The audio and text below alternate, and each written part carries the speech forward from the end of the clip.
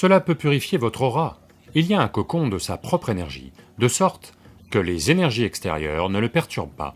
Vous savez que les gens utilisent des énergies négatives pour nuire à la vie des autres? Porter un simple mala donne un certain niveau de protection à cette personne. Le but principal est de vous rendre accessible à la grâce.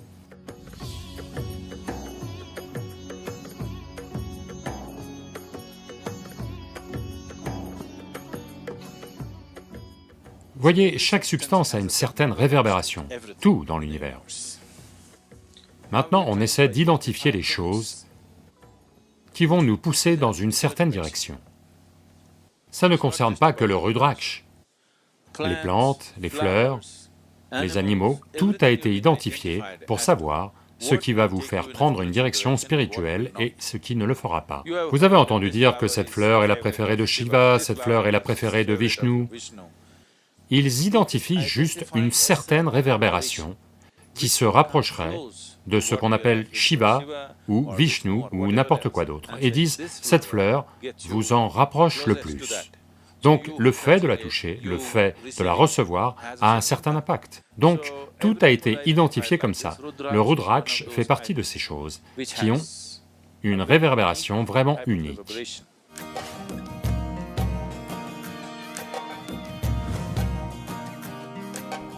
Maintenant, la raison pour laquelle le Rudraksh est porté sur le corps, c'est que, une chose c'est qu'il nettoie l'aura. Vous savez ce qu'est l'aura? A-U-R-A?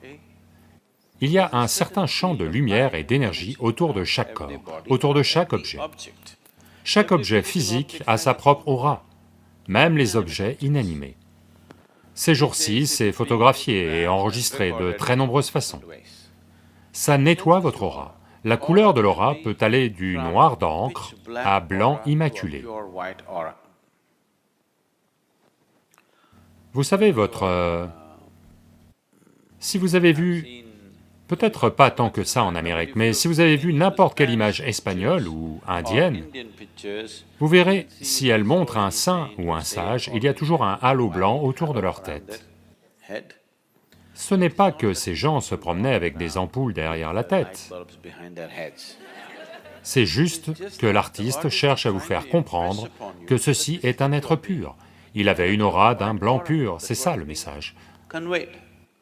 Donc votre aura peut aller de noir d'encre à blanc pur. Si vous rencontrez quelqu'un qui est dans le processus occulte, qui fait des choses avec l'énergie, si vous rencontrez une telle personne, la plupart d'entre eux ne sont que des faux, qui utilisent juste, quoi? Des poulets et des queues pour vous faire peur, mais il y a des gens authentiques dans ce domaine. En Inde, il y a des tas de gens. C'est un occulte très sophistiqué. Si vous les rencontrez, ils sont puissants d'une toute autre manière. Une aura complètement noire. Ils sont très puissants, mais d'une toute autre manière. Donc d'une aura absolument noire à une aura d'un blanc pur, entre les deux, il y a 1 million de nuances. Ceci peut purifier votre aura. Ça ne veut pas dire que si vous portez un Rudraksh, demain matin vous aurez un halo brillant derrière la tête. Pas comme ça, mais vous aspirez à vous purifier. Quand vous aspirez à vous purifier, chaque petite aide, chaque petit appui que vous obtenez, vous voulez en faire usage.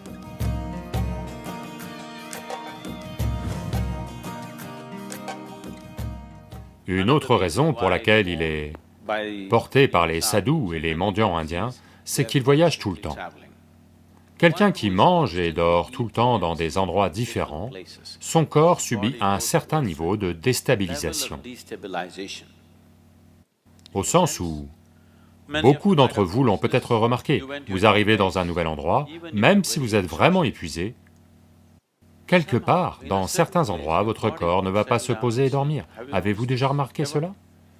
Si vous êtes un voyageur, vous l'aurez remarqué, à certains endroits, votre corps ne va simplement pas se poser. Vous êtes complètement épuisé, mais vous ne pouvez pas dormir. C'est parce que, dans votre maison, dans votre chambre, aujourd'hui, il y a ce qu'on appelle, les médecins légistes utilisent ça, l'imagerie thermique, c'est ça?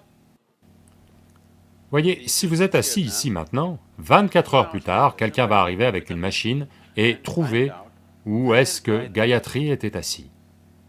Il y a une mémoire à cet endroit. qu'ils sont capables de détecter cette personne était assise ici, pas là. Eh bien, si vous amenez votre chien, il sait qu'elle était assise ici, n'est-ce pas? Donc il reste quelque chose à cet endroit, n'est-ce pas? Il reste de toute évidence quelque chose. C'est pour ça qu'un chien ou une machine ou autre peut le détecter.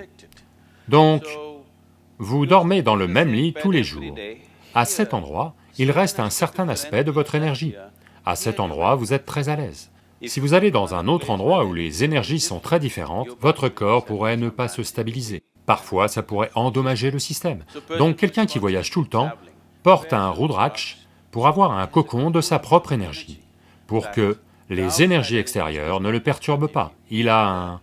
on appelle ça Kavacha. Vous savez ce qu'est un Kavacha? Kavach. C'est plus comme un cocon. C'est un cocon de votre propre énergie. Où que vous alliez, vous avez votre chambre privée qui vous accompagne. Elle voyage avec vous, où que vous alliez, en particulier en voyage. Votre aura s'use, c'est pour ça que vous vous sentez si fatigué quand vous voyagez. À vrai dire, vous êtes assis à ne rien faire, quelqu'un conduit, vous êtes juste assis. Au bout de 10 heures, vous vous retrouvez super fatigué, vous n'avez rien fait. C'est parce que votre énergie s'effiloche, votre corps se déplace plus vite qu'il n'est conçu pour. Donc, la première chose qui est endommagée est votre aura. Si vous allez plus vite, plus vite, plus vite, disons que vous voyagez à 900 km/h, vous savez, dans un espace ouvert, sans pare-brise, vous verrez, votre peau va se détacher, n'est-ce pas? Après ça, votre chair va s'envoler, après ça, vos os vont s'envoler. Oui ou non? La première chose qui commence à être endommagée est votre aura. Donc, avec le mouvement, avec un mouvement de plus en plus rapide, l'aura est usée. Donc si vous portez un Rudraksh, ça vous donne un certain cocon. Ça donne une certaine stabilité à votre aura, qui permet au voyage, au mouvement d'être bien pris.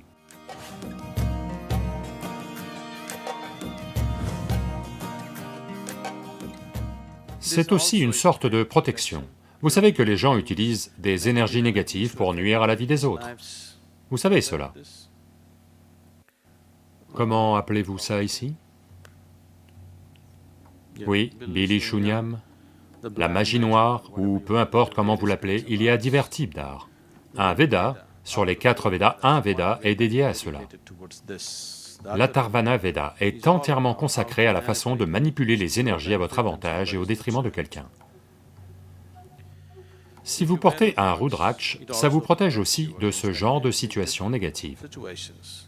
Bien souvent, ces choses peuvent arriver aux gens même si elles ne sont pas dirigées vers eux.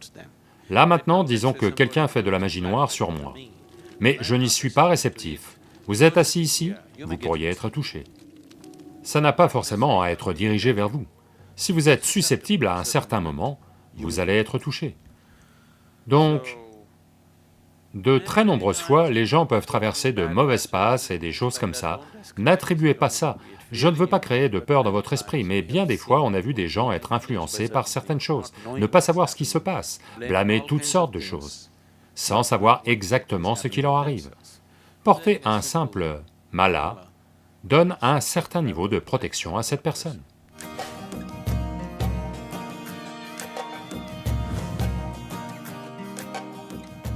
Une autre raison pour laquelle les gens portent ça, c'est que même dans la nature, si vous avez soif et que vous marchez dans la jungle, vous avez trouvé un peu d'eau, vous la buvez, vous pourriez être empoisonné, vous pourriez vous paralyser ou vous tuer, car même dans la nature, l'eau peut être empoisonnée par certains gaz. Vous savez que certains lacs et autres ont une mauvaise... ils ont la réputation de... Vous savez, les gens des tribus et autres avaient peur qu'il y ait des fantômes, ceci, cela. C'est simplement parce que l'eau est empoisonnée par certains gaz et autres, et les gens en consomment, et instantanément ils ont mal et souffrent, et à cause de ça, d'autres genres de noms ont été associés à cela. Si simplement vous tenez votre Rudraksh au-dessus de l'eau, il va vous dire s'il faut la boire ou non. Si n'importe quel aliment arrive devant vous, si vous le tenez, même s'il y a un tout petit peu de poison dedans, instantanément il va tourner dans le sens inverse des aiguilles d'une montre. Voyons voir, nous allons vérifier cette eau.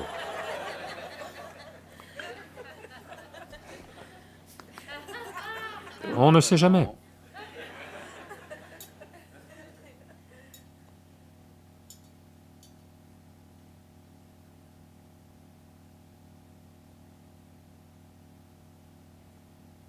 C'est de la bonne eau. Vous mettez une toute petite goutte de poison dedans, que vous ne pouvez pas détecter à l'odeur ou au goût, ce genre de poison, vous tenez le Rudraksh et vous verrez, immédiatement, il va tourner dans le sens inverse des aiguilles d'une montre.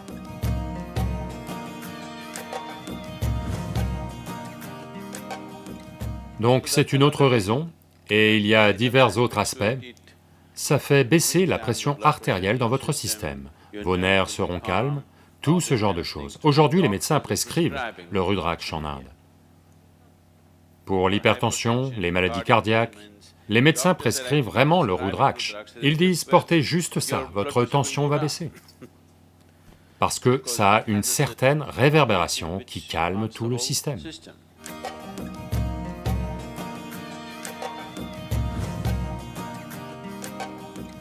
Le but principal est de vous rendre disponible à la grâce. Parce que, au bout du compte, peu importe quel cirque vous faites, quel yoga vous faites, quelle autre chose vous faites, au bout du compte, ce n'est qu'en devenant disponible à la grâce que vous devenez une possibilité. C'est pour ça qu'un dévot atteint plus vite que quiconque, parce que il s'offre simplement lui-même comme ça. Si ce sens de l'offrande et autres n'est pas introduit, le yoga va devenir un cirque. Sans la grâce, quoi que vous fassiez, que ce soit le processus spirituel, la santé, la prospérité, la réussite, il n'y aura aucun succès dans aucun domaine de la vie si, d'une certaine manière, vous ne devenez pas disponible à la grâce, ça c'est sûr. Soit vous devenez consciemment disponible, soit inconsciemment, à votre propre manière, vous êtes devenu disponible, d'accord? Chaque être humain, chaque créature devient disponible d'une manière ou d'une autre, mais si vous en faites consciemment une partie de votre vie, alors tout fonctionne. Vous savez, c'est une vie bien lubrifiée, tout fonctionne facilement et en douceur. Donc le Rudraksh ne fait que créer cette possibilité, que l'augmenter un peu. Non pas que sans Rudraksh vous ne serez pas disponible à la grâce, vous le serez. C'est juste que vous voulez utiliser toutes les aides dont vous disposez.